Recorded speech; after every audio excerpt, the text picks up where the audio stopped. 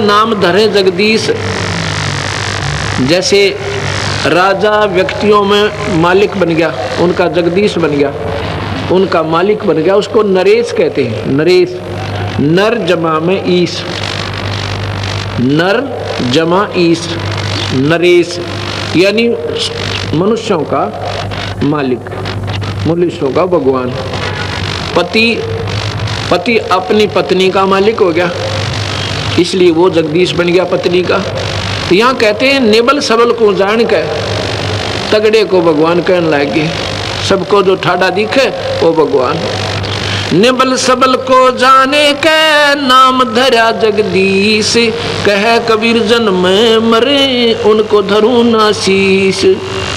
ये ब्रह्मा विष्णु महेश, ये तो जन्म मरने वाले भगवान हैं, इनको मैं नमस्कार भी ना करूं।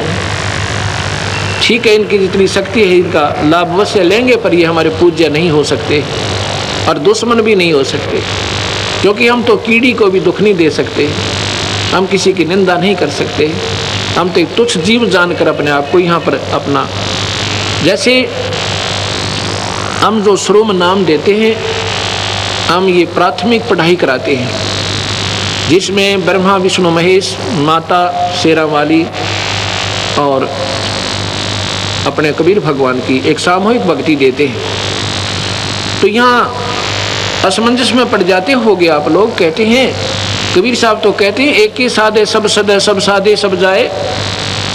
तो एक ही साधना तो नहीं बनी, 5-6 दे दिया आपने तो मंत्र हमें। यहाँ आपने सोचना होगा थोड़ा।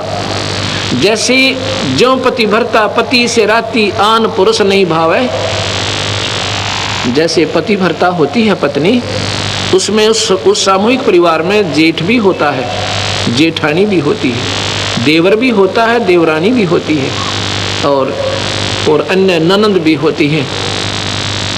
उनका सबका आदर करती है, उनको प्यार से बोलती है, उनका जितना, जैसे जेठ को पिता के समान आदर देती है, देवर को अपने पुत्र के समान या भाई के समान आदर देती है, ननंद छोटी को अपनी पुत्री के समान आदर देती है, और बड़ी को अपनी बहन के समान आदर देती है। लेकिन जो आदर पति को देती है, जो उसका समर्पण पति में है, उनमें नहीं हो सकता, ना देवर में हो सकता, ना जेठ में हो सकता। लेकिन उनके दुश्मन भी नहीं बनना है, फिर वो पति भरता भी नहीं होती जो एक दूसरे से राग द्वेष लड़ाई झगड़ा रखे। तो हम ये 5 जो मंत्र आपको प्राथमिक देते हैं, ये ऐसे है, ये हमारे परिवार है। ब्रह्मा विष्णु महेश कोई नहीं, ये हमारे इस 3 लोक के राजा हैं। हम इनके नियम के अंतर्गत रह रहे हैं, इनका हमने टैक्स देना है। ये प्राथमिक जो पढ़ाई मैं आपको देता हूँ, ये ऋण मुक्त हो गए इस मंत्र पे। यहाँ की सुविधा उपलब्ध होंगी, यहाँ का आपको पूरा लाभ मिलेगा। पर हमारी जो हृदय में जगह अपने इष्ट में रहेगी, जैसे पत्नी की अपने पति में होती है। जब वो घर से अलग होती है, जब उनको न्यारा कर दिया जाता है, भिन्न होते हैं, परिवार से अलग हो जाते हैं, वो फिर अपने पति के साथ चली जाती है। देवर जेठ जेठानी में उसकी कोई श्रद्धा नहीं होती। ऐसे हम यहाँ से जब जाएंगे, हमारा ब्रह्मा विष्णु महेश से कोई लगाव नहीं होगा। हम अपने कबीर भगवान के चरणों में ही अपने पति रूप में उसके स्वीकार करके जाएंगे। हम उसकी आत्मा है। वैसे तो सारी आत्माएं ब्रह्मा विष्णु महेश भी उसी की है, पर ये काल के सरदार बन गए, इसलिए अड़ सरदार कोई बन जाओ, वही भगवान से दूर। कोई भी प्रभुता पालो, छोटी मोटी, कोई सरपंच बन जा, आश्रम का महंत बन जा, या प्रधानमंत्री मुख्यमंत्री बन जा, वो भगवान से दूर हो जाता, उसमें मान बढ़ाई आ जाती है। और यह जीव की सबसे बड़ी दुश्मन है, ये नहीं आनी चाहिए। भगवान का और मान का बिल्कुल खड़ा एक्सीडेंट है। अभिमान नहीं चाहिए हमने, ना मान चाहिए। हम तो नौकर हैं इस दाता के, आपके सेवक हैं सबके। हमारी ड्यूटी ये ला दी, हम अपनी ड्यूटी ये कर रहे हैं। आपकी ड्यूटी है बर्तन साफ करने की, दरी बिछाने की। आप भी नौकर हो, हम भी सेवक हैं दाता के। अपने अपने कर्म बांट रखे, अभिमान नहीं चलेगा। अभिमान रावण का नहीं चला, जिसके पास सर्व संपन्नता थी, तो अभी अभिमान नहीं चला सके। अभिमान नहीं चलेगा, किसी का भी नहीं चलेगा, चाहे यहाँ पर अरबपति है, चाहे करोड़पति, चाहे कितना सिमरन करता है, चाहे दान करता है। अगर अभिमान कर दिया, वो निष्फल है, उसका किया कया सब खत्म हो जाता है।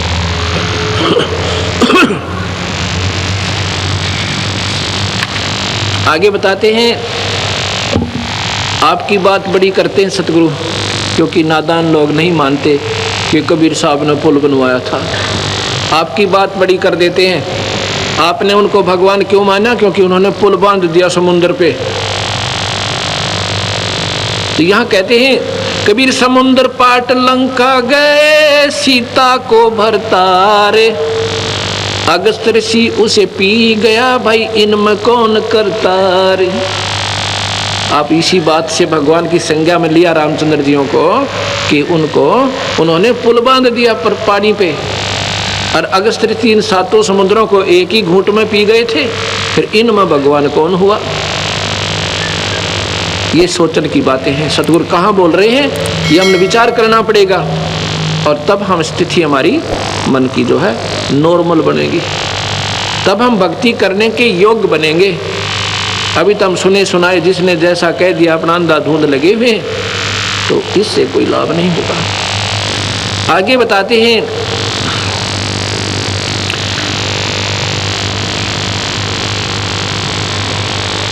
गिरवर धारो कृष्ण जी, द्रोणागिरी हनुमंत। गोवर्धन तो उठाया भगवान कृष्ण ने, इसलिए उनको भगवान माना कि उन्होंने पहाड़ उठा लिया। और कहते हैं द्रोणागिरी हनुमंत, हनुमान जी ने द्रोणागिरी पहाड़ उठाया। और कहते हैं शेष नाग सारी सृष्टि उठा रहा, इनमें कौन भगवंत? अगर आप ये पहाड़ के ठाल लेने मात्र से उनको भगवान की संज्ञा में लेते हो, भगवान कृष्ण को, तो हनुमान जी ने पहाड़ उठाया द्रोणागिरी, उन्होंने गोवर्धन उठाया था। और तुम्हारे शास्त्र कहते हैं, नादान शास्त्र वो अल्पज्ञ लोग हैं जो कहते हैं कि शेष नाग के ऊपर सारी पृथ्वी धरी है, सारा ब्रह्मांड रखा है। गरीबदास जी महाराज जो कबीर साहब के ज्यों के त्यों मार्गदर्शक रहे हैं, कहते हैं कूर्म ऊपर शेष है, शेष शीश पर धौल, धौल धरतरी ले रहा या पड़ी ज्ञान की रोल। क्या बताते हैं ये अनजान लोग शास्त्रों वाले? कहते हैं नीचे एक कछुआ है, कछुआ कूर्म, उसके ऊपर कहते हैं एक शेष नाग पर है, और शेष के सिर पे एक बैल खड़ा है। बैल के कहते हैं 1.5 सींग है। जब ये पृथ्वी में भूकंप आता था ना, कहते हैं वो अपने सींग को चेंज करता है बैल, और तब ये कंपन आती है, भूकंप आता है। उसका 1.5 सींग है, एक छोटा एक बड़ा बैल का, उस पे रखता है तो कहते हैं भूकंप आता है। और ये सारी ऐसे पृथ्वी रोक रखी है, बंदी छोड़। कहते हैं ये तुम्हारी भूल भुलैया है, अल्प ज्ञान है आपका, ये सही बात नहीं है। कहते हैं गरीबदास जी, कूर्म किसके आश्रय वो कौन शरण है शेष, ये बटक बीज विस्तार है कोई समझे ज्ञान नरेश। फिर वो कूर्म किस चीज पे है भाई? कूर्म से शुरू कर दिया तुमने कि कूर्म के ऊपर शेषनाग, शेषनाग के ऊपर एक बैल, बैल पर या सॉरी ब्रह्मांड रखा। वो कूर्म किस चीज पर टिका हुआ है भाई? वो भी तो बता दो। अर्थात ये कोई ज्ञान ज्ञान नहीं तुम्हें, ये क्या है? सतगुरु आगे जवाब देते हैं, ये बटक बीज विस्तार है कोई समझे ज्ञान नरेश, यानी पूर्ण ज्ञानी ही इसका आपको मार्गदर्शन कर सकता है, आपको बता सकता है वो क्या है। ये गलत भी नहीं है, शास्त्र पर समझन की कमी रही। धर्मदास जियों ने पूछा है सतगुरु क्या यह वेद और कतेब गलत है, झूठ है? अक नहीं, वेद कतेब झूठे ना भाई, और नहीं समझे झूठे हैं भाई। जिनको समझे नहीं वो झूठे हैं, उनको सही ज्ञान नहीं था। ये क्या है? जैसे सेक्रेटेरिएट बना रखा है, अब तो हर राजधानी में बन गया, हर मतलब स्टेट में, उसमें 4-4, 5-5, 6-6, 7-7 मंजिल ऊपर नीचे ऑफिसेज की बना देते हैं, ऑफिसरों की। ऐसे उस मंजिल में कोई गांव का व्यक्ति जाता है, उसने कोई कार्य है, उसको कहते हैं ये सेक्रेटरी से दस्तक करवा के लाओ, नीचे जाओ। सेक्रेटरी कहता है ये दस्तक मेरे नीचे जाओ, उससे कराओ, मेरे पीए से। और पीए कहता है नीचे तहसीलदार से करा के लाओ। तो वो ऐसे वो नीचे तहसीलदार है, ऊपर सेक्रेटरी का पीए बैठा है, फिर ऊपर सेक्रेटरी है, फिर सीएम बैठा है। गांव वाले पूछते हैं भाई कैसे हैं वहाँ पर अधिकारी लोग, वो बताता है, कहते हैं तहसीलदार के सिर पे पीए बैठा है, पीए के सिर पे जो है मंत्री उसका सीएम बैठा है, तो सेक्रेटरी बैठा है, सेक्रेटरी के ऊपर कहते हैं सिर पे सीएम बैठा है। अब वो समझाने वाला अनजान था, वो तो अपने हिसाब से सही बता रहा था, पर समझनिए चूक कर गए। उन्होंने बता दिया कि एक दूसरे के सिर पे बैठे हैं। वो सिर पे नहीं, बीच में और पार्टी सन थी जिसका सपोर्ट न्यारा था। ऐसे ही ये लोग जैसे बीच में, या गुरुत्वाकर्षण कहो, इसको प्रानंदनी शक्ति कहा सतगुरु ने, इसकी शक्ति के आधार से ये न्यारे न्यारे पार्टीशंस हैं और अपने अपने स्थान पर ये टिके हुए हैं, ये ईश्वरीय शक्ति से रुके हुए हैं। यहाँ कहते हैं इनको कोई जानकारी समझे, बटक बीज विस्तार है, कोई समझे ज्ञान नरेश। एक वट वृक्ष होता है, वहाँ जड़ से चलती है, लंबा टाला पहुँच जाता है, मानो 100 फुट लंबा, 50 फुट लंबा, वो वहाँ टहनियाँ भी नीचे को आ जाती हैं। वो कहिए कहाँ पे रुका हुआ है, ये रोकने वाली एक मूल और है पेड़ जो जिसको सबको रोके हुए है। ऐसे ये शक्ति सतगुरु की ये सारे ब्रह्मांडों को रोके हुए है। ये कबीर भगवान की शक्ति है जो सबको रोके हुए है। आगे बताते हैं, बंधन काटे विपत में, कठिन कियो संग्राम, चिन्हो रे नर प्राणिया, ये गरुड़ बड़ो अकराम। अब आगे सुनो आपके भगवान की। कहते हैं एक बार एक संत ऋषि ने एक ने साधना कर रखी थी नाग देवता की। उसने कहते हैं नाग फांस एक उसको शस्त्र दे दिया था।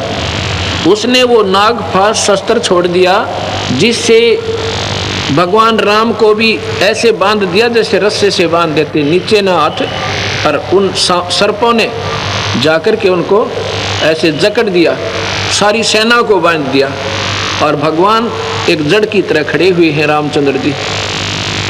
तो फिर कहते हैं गरुड़ जी से पुकार करी, भगवान नाम न छुटवाइए, हमारी रक्षा करो गुरुदेव।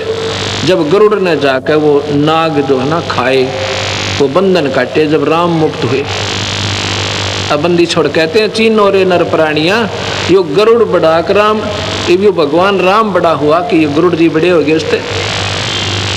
ये भगवान है पर ये पूर्ण नहीं है, ये 3 लोक के ईश्वर हैं। और ये जो कथाएं हैं भाई, ये काल के अधीन है। ये काल भगवान है यहाँ का, सारी सृष्टि का 21 ब्रह्मांड का उसके पास रिमोट कंट्रोल है, और वही सबको नचा रहा है, वही कर्म करवाता है, वही जीव को फिर इसमें कर्मों में ही बांधकर और नचाता है।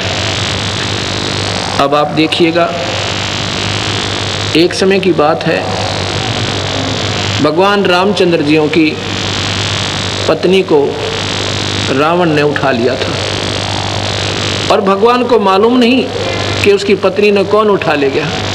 ये मत समझना भक्तजनों कि मैं भगवान राम का या कृष्ण का एक द्रोही हूँ या उनकी निंदा करता हूँ। ये सच्चाई के आधार पर आपको तुलनात्मक बताना पड़ रहा है, इसलिए मैंने जिक्र करना पड़ रहा है, क्योंकि ये श्रेष्ठ ज्ञान भी हमारे समाज में नहीं आया।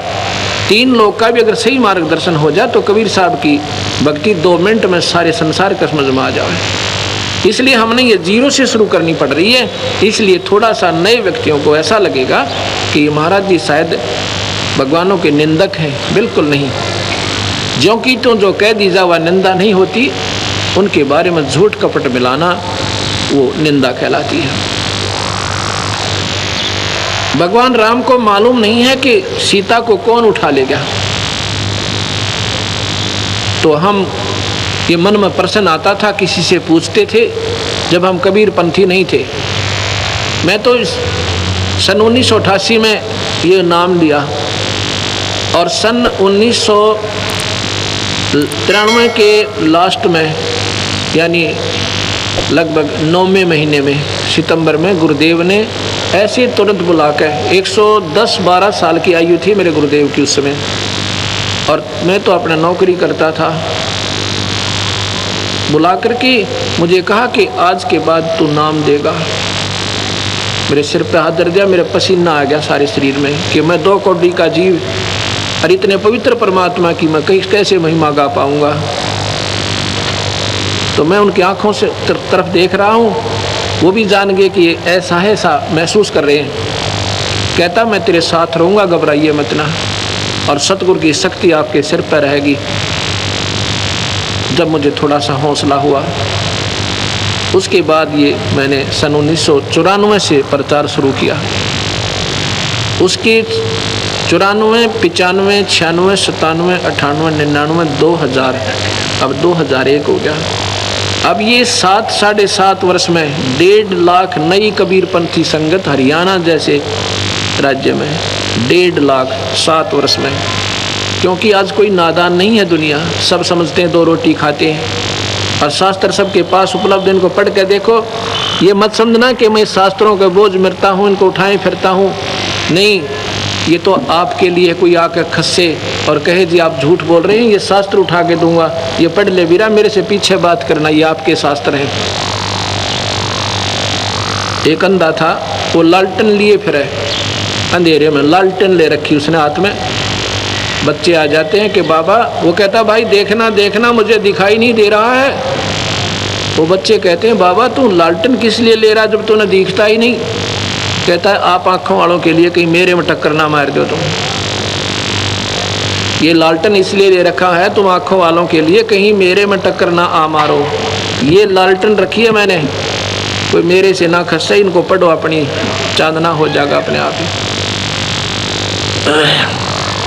तो प्रसंग जो चल रहा था, भगवान राम जो है हाहाकार मचा रहे हैं, पक्षियों से पशुओं से पूछ रहे हैं मेरी सीता देखी, मेरी सीता देखी। तो हम क्या करते थे, किसी से पूछते थे कि भगवान होकर के ये क्यों रो रहे थे, और क्या उनको मालूम नहीं था कि सीता कहाँ गई। फिर भगवान कैसे, मन में क्या नहीं करते कैसे थे, क्योंकि हम डरते थे कहीं पाप ना लग जाए। लेकिन शंका आती थी कि ऐसे कैसे, क्या भगवान को तो मालूम तो होगा। तो जो हमारा मार्गदर्शक होता था वो कहता नहीं, वो तो लीला कर रहे थे, यहाँ लाकर छोड़ देते थे, वो तो लीला कर रहे थे। हम स्वीकार कर लेते थे कि लीला कर रहे थे। किस लिए कि 33 करोड़ देवता रावण ने बंद कर रखे थे अपनी कैद में।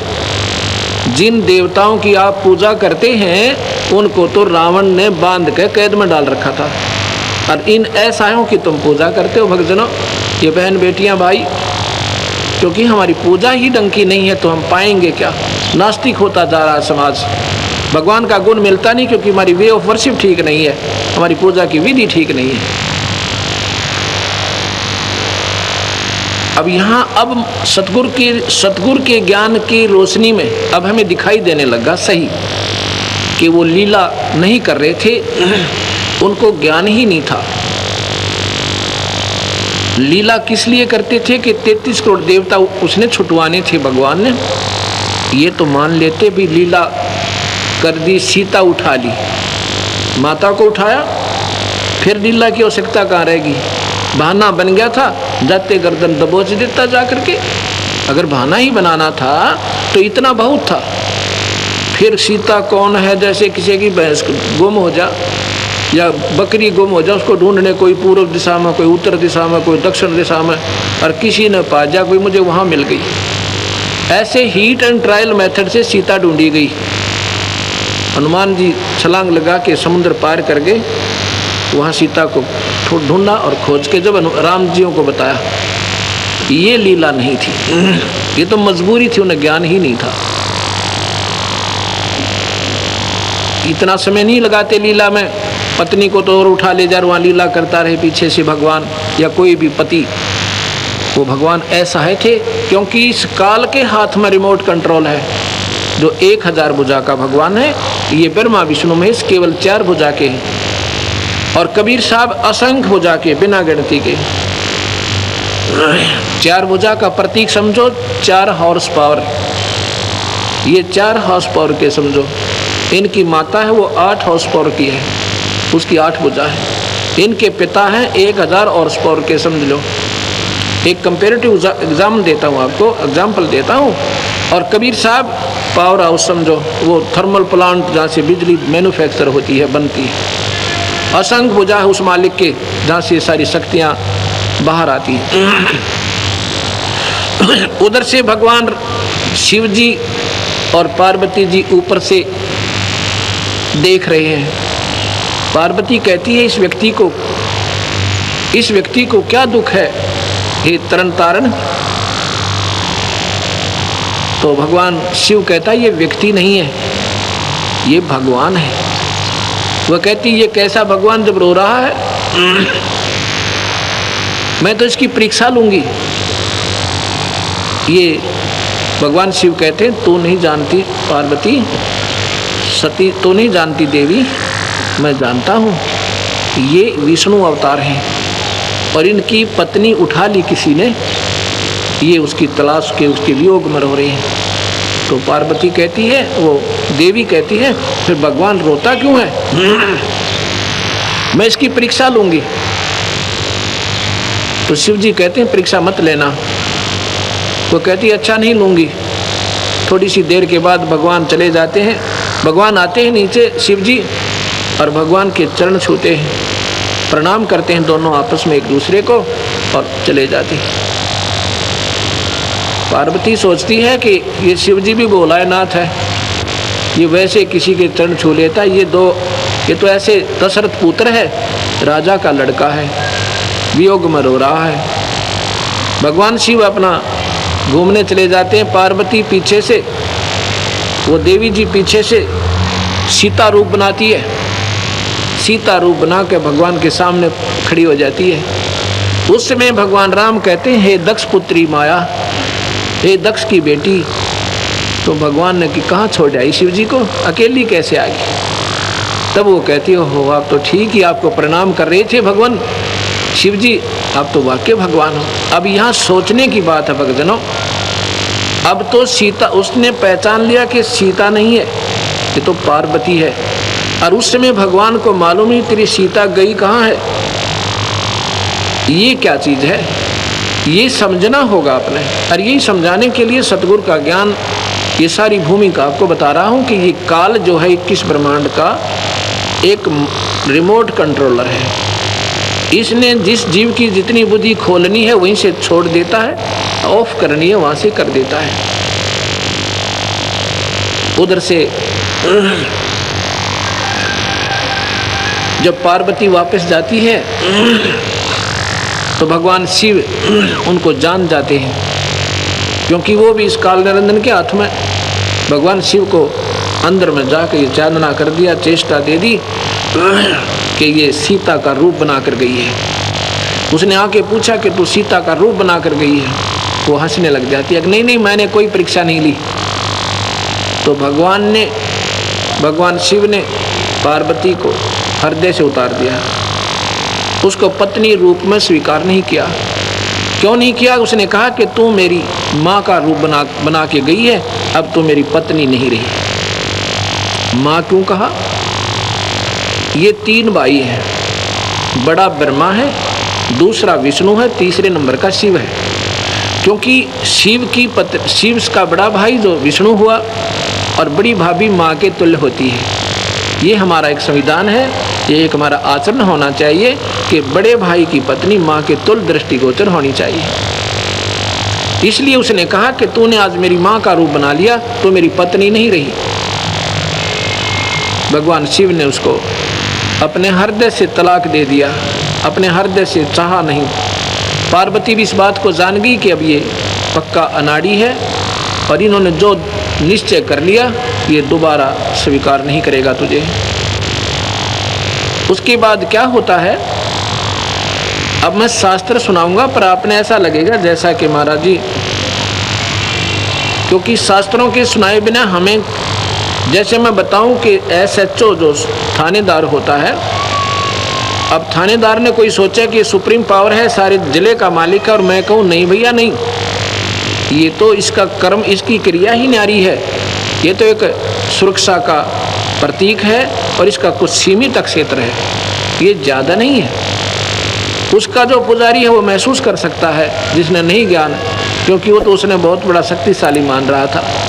लेकिन वो थानेदार को थानेदार कहना कोई निंदा नहीं है, डीसी को डीसी बताना, तहसीलदार को तहसीलदार बताना कोई निंदा नहीं। कोई नादान उनको प्रधानमंत्री माने बैठा हो तो उसकी गलती है कि वो गलत सोच रहा था।